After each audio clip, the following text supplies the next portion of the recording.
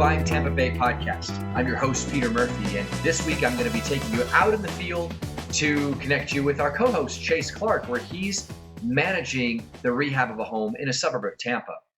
It's a fascinating look that we're going to be taking inside the rehab of a home. And as we go through that process with you, we'll talk about how we made our buying decision, what we're doing, and how we handle a rehab process, including changes we need to make in the field as the project unfolds. And we're going to show you a little bit about how we approach the challenges that you encounter during a rehab process and the decisions that you make with color palette selections and rent rate setting and just about everything you can imagine. We hope it's a very helpful look for you inside of how the sausage is made when you're rehabbing a property. We look forward to inspiring you to do something just like this yourself in 2023. Let's go out in the field and see how things are going. All right, so Chase, here we are at 9805 North 53rd Street. That's it. All right, so tell me a little bit about the neighborhood. Hey, so a 1950s, late 1950s, early 60s build community. We got low roof lines, concrete block construction, 3-1 or 3-2 possibly traditional floor plans, some carports, some one-car garages like this. And actually, this home was originally built with a carport, and the previous owners closed in the carport to create a really nice one-car garage here. And you can see what drew us to this house initially was the curb appeal. Oh yeah, it's beautiful. Yeah, you got an older home, but got some decent landscaping here. We're going to touch it up a little bit as we go through the project, but new windows on the front, nice clean lines. It did need a new roof, which we put on, and have updated the paint to modernize the color palette a little bit. But overall, great working class neighborhood here in the city limits of Temple Terrace, but just across 56th Street from the golf course community. And so we're right on the cusp of some really nice high-value homes in the Temple Terrace area. So I'm seeing a lot of homes that do have their carports still. It seems like it was a trend in this area at some time in the past to take your carport and turn it into a garage. So that's kind of cool to see how people have really invested a lot of money in their houses. Yeah, that's right. This street in particular does kind of a loop between 54th Street and 53rd Street. And you've got real pride of ownership here. A lot of these owners have lived here for a long time, 20, 30, 40, even 50 years in these homes. And they're well taken care of. The yards are clean. Houses are well kept, good paint. People have been updating them with newer roofs, newer windows, things like that to make them more energy efficient. And so overall, we've got an up-and-coming neighborhood here where we think we can add a lot of value to a home like this, coming in and rehabbing it, and then ride that wave of appreciation that is coming for areas like this, right on the cusp of the more upscale development. Yeah, because what you have here is affordable housing to some degree, right? And all around us, in the neighborhoods around us, it's not so affordable. But here you have homes, 3-bed, 2-bath, you can get into for what? What is the entering price in homes around here? It's still under $400,000. So even for a fully rehab product like this, you could probably buy this in the mid to upper threes. And compared to the average pricing in Hillsborough County right now, we're in the high threes or low fours. So we're talking about a home that's like 20% below market pricing. Yep, that's right. That's a big deal. Our average home price, in January was $406, or actually median home price was $406. Mm-hmm. Average is now up to like $480 here in Hillsborough County. Yeah, it's come way up. Yeah. And so tell me also about how we're doing stuff like color choices these days. I mean, I'm seeing, a pretty neutral color palette, but it really pops. It looks a lot like what I see online. What kind of choices do you make? How much variability do you have from rehab to rehab on things like color palettes? So we traditionally have gone with, a gray and white color palette over the last couple of years because it's been made so popular by shows like, Chip and Joanna Gaines with their Magnolia stuff. There have been grays and whites everywhere. And if you look around the neighborhood, we've got all kinds of colors. We've got peaches, we've got yellows, we've got reds, we've got grays and blacks, we've got oranges and reds, and so you've got a real wide variety of colors here. But the gray and the white with the black, like the home across the street, really just seems to pop. It's got a classy look to it. It's got a clean look to it. And honestly, over the past 5 years, as we flipped homes, it has been the color palette that has sold these homes very quickly. Right. I love it. I love there's a good sized front yard here, plenty of room for kids to play. And why don't you take us inside, show us what's going on. Now, let me give you a disclaimer too. So as we're going into this project, we're not showing you like the sexy, completed project with all the staged furniture. We're showing you kind of like a middle of the construction project job, right? Yeah, that's right, man. This is how we make the sausage. You won't see too many of these mid-rehab kind of videos or photos come out because everyone wants to see that stark contrast between the really ugly, terrible house and the beautiful finished product. Yeah. But right now, our contractors have been in here. Obviously, they've got their stuff everywhere. We've got materials ready to go up, like blinds over here on the wall. We've got our LVP flooring down in about 80% of the house right now. We've got our cabinets, new cabinets in the kitchen with new granite installed. Appliances will come in about a week or so. We've staged a new water heater there, in the living room, along with some other things that are going to be needed to replace the sliding glass door. Right, that's not going there at the end of the rehab, I'm assuming, right? The refrigerator doesn't. No, ultra convenient if you wanted hot water on tap for your tea in the evening, right next to your sofa in the living room. I know. Don't even leave the living room. There's a fridge fully stocked with your favorite beverages, so you're good to go, right? Yeah, man, I tell you, put the couch right between those and you're set. I love it. So you maintain things like this red brick veneer on the fireplace. Tell me about that decision. Yeah, so just kind of a classic look. Whether or not we end up with that, we don't know. We may end up whitewashing it because that is kind of the more modern look now. But we plan on trimming out that fireplace and seeing how it melds into the rest of the project when we get closer to finish. It's really pretty though. I like the contrast even right now. The red brick is not one of those ugly palettes, so it could go either way, right? Paint it or leave it the way it is. Yeah, there's something classic about it. When you're talking about a house built in the late 50s, maybe a little bit of classic would be nice. No kidding, yeah. So this has got some really high ceilings for a house built in the late 50s. So tell me a little bit about that. Yeah, so this right here, we're standing in the living room. This was an addition that was put onto the home at some time in the past. Not sure exactly what year it was added, but it was not part of the original structure. The original home would have been behind that really thick wall there that goes into the kitchen, which is a telltale sign of an addition to a home when you've got a 12 or 18 inch thick wall there with concrete block in it. So this was definitely a nice value add that someone did in the past, and when they did it, they added a nice pass-through bar there for maybe a couple of stools to sit at the bar and chat with folks in the kitchen, and a really nice feature here. So that's going to bring up questions in any novice rehabber's mind. What about permits, right? Was this a permitted addition? And does that even matter at this point if we're looking back to the 50s or sometime since then when all this was done? Yeah, my guess is this addition was probably done sometime in the 90s.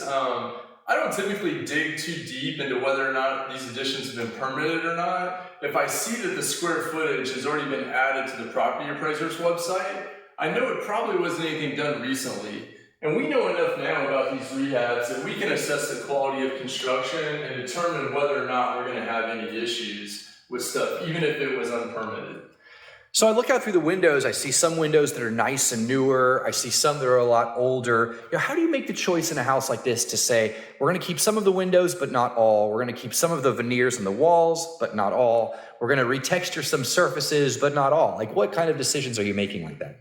So it all goes into your initial strategy. And so our initial strategy for this home was to create a really nice rental product here in Temple Terrace. And so typically when we go into a rental project, we're going to have a budget that only does things that will be effective in getting the max rental price out of the home. And so windows, as long as they're functional, even if they're old, aren't necessarily going to affect our rental price. They may affect our price when we go to sell the home, and so prior to sale, we may replace Jalis windows. But we've got some really well-functioning Jalis windows in bathrooms and in the back of some of the bedrooms here in the home. And those are not taking away at all from the rental value that this property will present to a prospective renter. So if you were going in to sell this home, you might make a different decision. That's right, yeah. And your strategy is often the most important thing. You've got to know what that is going in, because if this was going to be a retail flip, we'd probably make some different choices with a few finishes here and there and with the scope of work, like replacing windows. Gotcha. So I'm looking back into the kitchen again, and there we go. We got the shaker cabinets going. We've got this very neutral color scheme. Is this the same kind of decisions you're making, Chase, that we're going to go with a tried and tested model and not try much new when it comes to these kinds of rehabs? Yeah, exactly. White cabinets with dark granite has worked for us in so many of our homes. Now, you can also do dark cabinets with light granite. That works just as well. But we found a really good deal on this very neutral kind of grayish brown LVP flooring. And so it made more sense to go with a lighter cabinet in this application to kind of contrast the floor.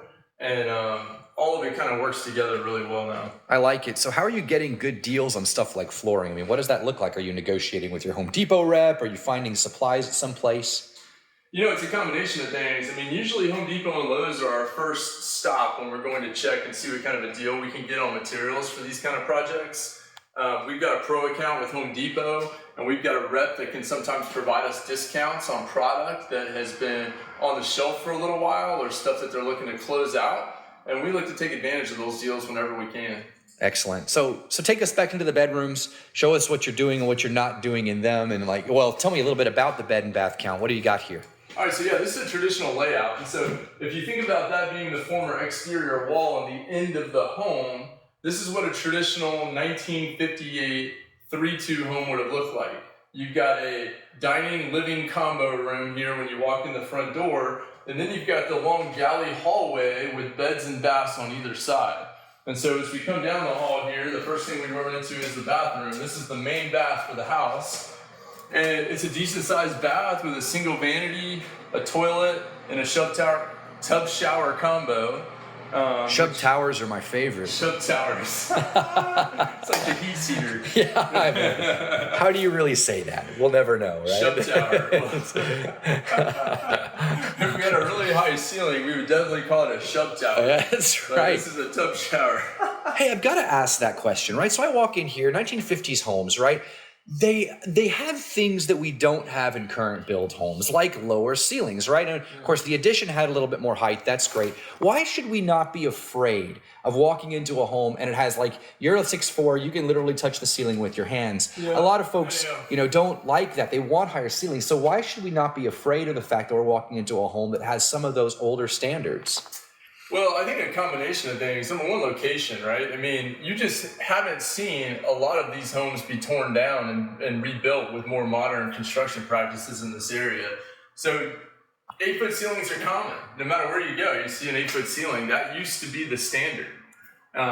When you get into some of the higher end stuff now, you've got 9, 10, 11, 12-foot ceilings. And it gives you that extra volume, makes the home feel more spacious. But all in all, I think this is normal to most people, especially in a working class neighborhood. You're going to find an 8-foot ceiling. So the quick and easy answer is don't apply your standard of living to what might be normal in a given area. Yeah, that's right. I mean, every house has someone that wants it, and especially in this area right now, there aren't any vacant homes. And so whether or not somebody really wants this 8-foot ceiling versus a 10, I think we'd all choose 10, but 8 is what you got, and 8 is what you get, and it's plenty high. In fact, if you want to pan back around to the kitchen, you see we've got these nice 42-inch cabinets. So one thing we did in here to help volumize the kitchen was we took out the old soffits. Ah, yes. So many homes built prior to 1995 had soffits in the kitchen that would come down 12 inches from the ceiling, and then you have a really short cabinet. You'd have a 36 instead of a 42 cabinet. And makes a big difference. Number one, it creates a whole lot more storage space for you, but it elevates that ceiling in general and opens up the kitchen, makes it feel a lot bigger than it actually might be. Yeah, it's one of those older construction standards I'll never quite understand. Did people actually like living in low-roofed houses back in the day? Yeah. And evidently they did, because they bought a whole lot of them and made a whole lot of them. So great stuff. Here's one bathroom. This is a 2-bath house, right? Yeah, 2-bath house. We've got a bath back in the master, which is kind of unique for a 58 build as well. Sure is. They all typically had this hall closet with bypass doors. Very typical of 1950s and 60s construction. And the bedroom size is the other thing. When we think about ceiling height, the other thing that's atypical of an older home like this is the size of the bedroom. I mean, this is like a 10 by 10 bedroom. typically today we're seeing 12 by 12s, 11 by 12s, or at least 10 by 11s. And you may not think that one more square foot on the end makes a difference, but it does, because that's half your closet. Right. So we're also seeing bigger closets. This is a traditional, 50, 60 size closet with bypass door. Plenty of room for maybe a young child that doesn't have an extensive wardrobe, but pushing the limits for most adults, I would say. Right. So is there a solution for that in the master bedroom? Do you have a larger closet in there, or are we just asking our residents to live with that obsolete feature? Yeah, so here's the master. Now again, slightly bigger than the other bedrooms in the house, but not necessarily up to master suite standards that we see in new construction today, where you've got rooms that are 13 by 14, 14 by 16 sometimes, with his and her closets, right? And double vanity sinks, right? Right. This is a tiny bathroom. It's pretty small, right? Yeah. So what do tenants think? They walk into this property, they look at this feature. How do they reconcile their lifestyle, their desires, to what's not a common standard that they're going to find in maybe an apartment community or in a newer house? Yeah, well, I think there's a desire to live in a single-family home over a multifamily setting, and that's one aspect to think about.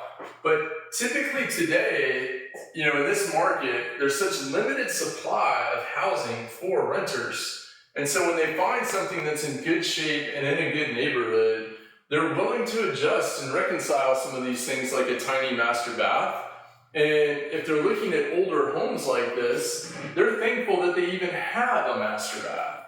Because a lot of times these homes were built as 3-1s and they were going into the hallway. Now, this significantly adds to the value of the home and the price that we'll be able to ask in rent, and eventually the price we'll be able to ask for a sale. Because having an ensuite bathroom, no matter how big it is or how big the master is something that most people are looking for.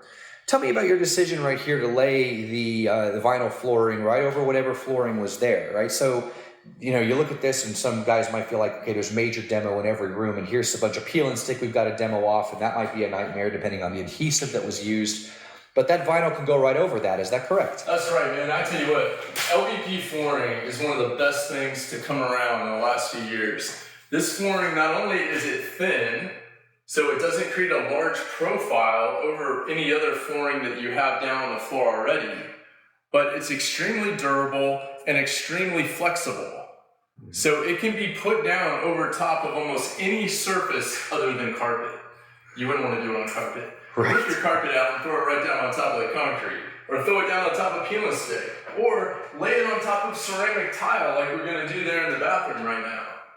If you've ever tried to demo ceramic tile, you know what a disaster that is and what a mess it makes and how much time and labor goes into doing it. So we're saving ourselves all of that by just simply being able to lay the floor right on top of the tile, and you can see that it creates hardly any profile extension over what was already there.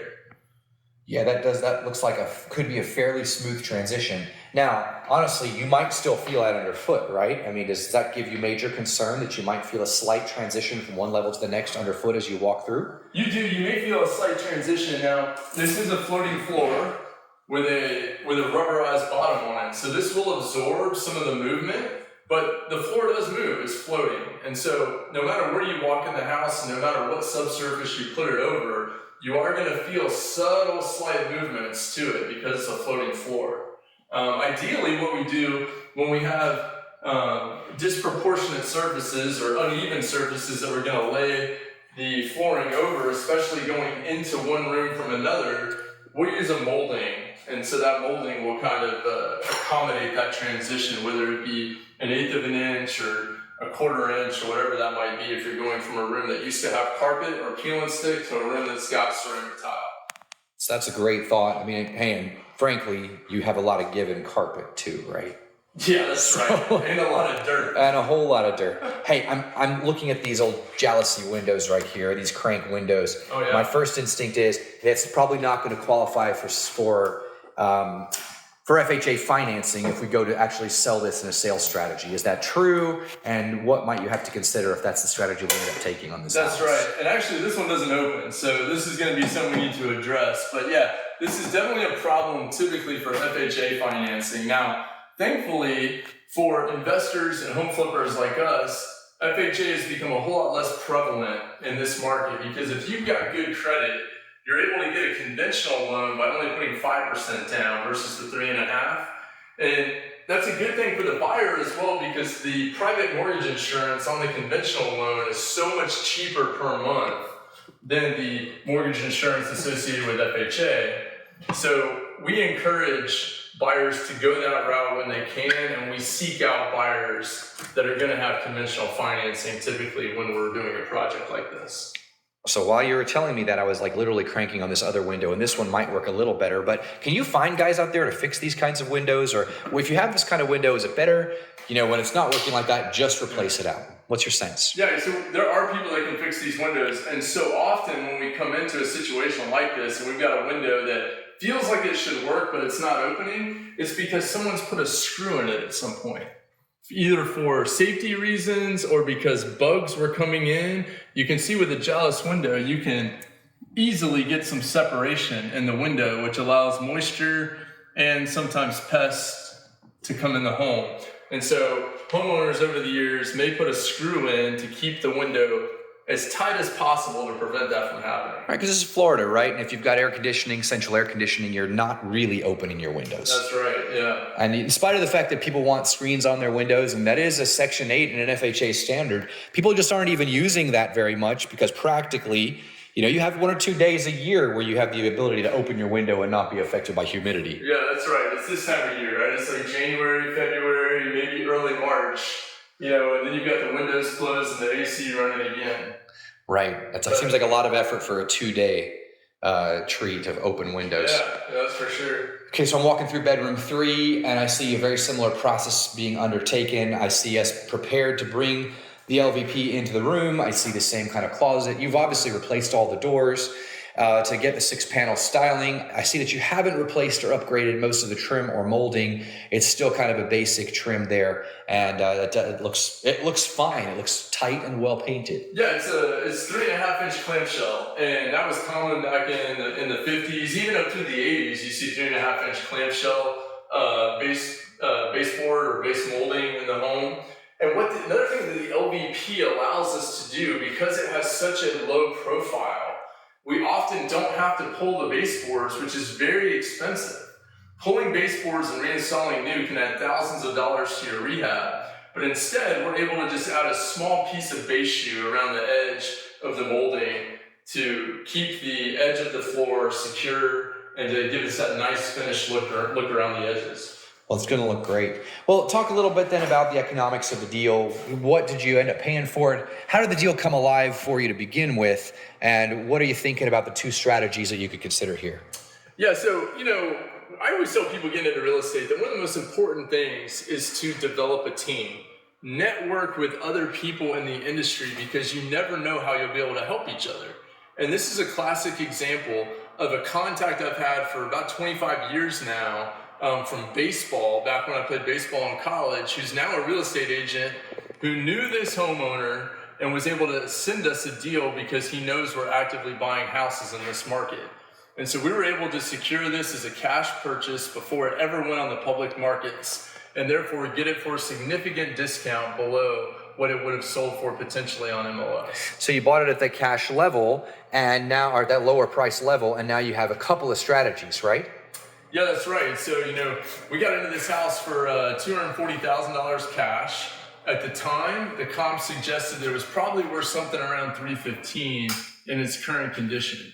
We're going to put about $30,000 into this rehab, and when we're done, we're thinking the value of the home is going to be somewhere in the upper threes, 370, 365, somewhere in that range. And we'll probably be able to secure a renter for this home in the very high 2s, probably $2,700, $2,800 a month.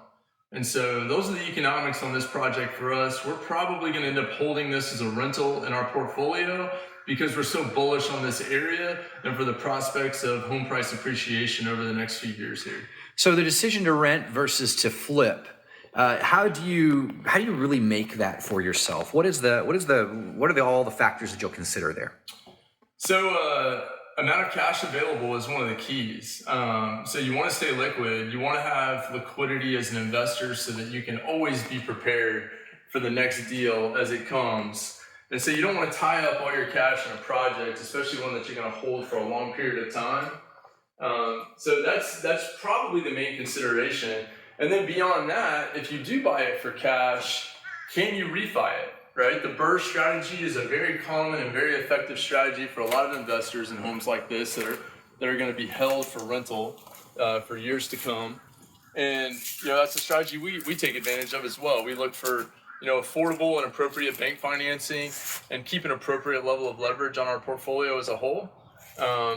But in looking to hold this long-term as a rental, we'll look at cash flow. And so when we look at what we can get on a monthly basis versus what our holding costs will be in terms of the property taxes, home insurance, and any other holding costs for maintenance-related items and things like that, we'll be able to determine what our ROI is going to be and if that's going to satisfy our investment requirement. Well, I love it. This has been a really cool insight into a project, like you said, how the sausage is made. And, hey, it doesn't look all that ugly to me. It looks like you've really hit some good decisions on both the buy price. The rehab looks like it's moving along well. Oh, by the way, how long have you been rehabbing it for? That's an important. Just we started this project probably around the second week of January. And so we're about a month into it at this point. Okay. We've had crews pretty consistently on the project now for about 30 days. And as usual, you get into a rehab thinking that you know the scope of work, and there's always extra stuff that comes up. So we're hoping to have this project complete in the next 2 to 3 weeks. So it's a 45 to 50 day project, and then it's on the market. In your case, as a rental, yes? Yeah, that's right. Oh, that's excellent. So let's come by. Let's do a follow-up episode, see what it looks like when it's all done, so we can't get those sexy shots of the glamorous rehab completion. And then let's look at the numbers and really see how it all shook out. But Chase, this has been a fantastic episode. Looking forward to sharing this with all our listeners. Yeah, sounds good. Glad to share it with you, and can't wait to show you the finished product in a couple weeks.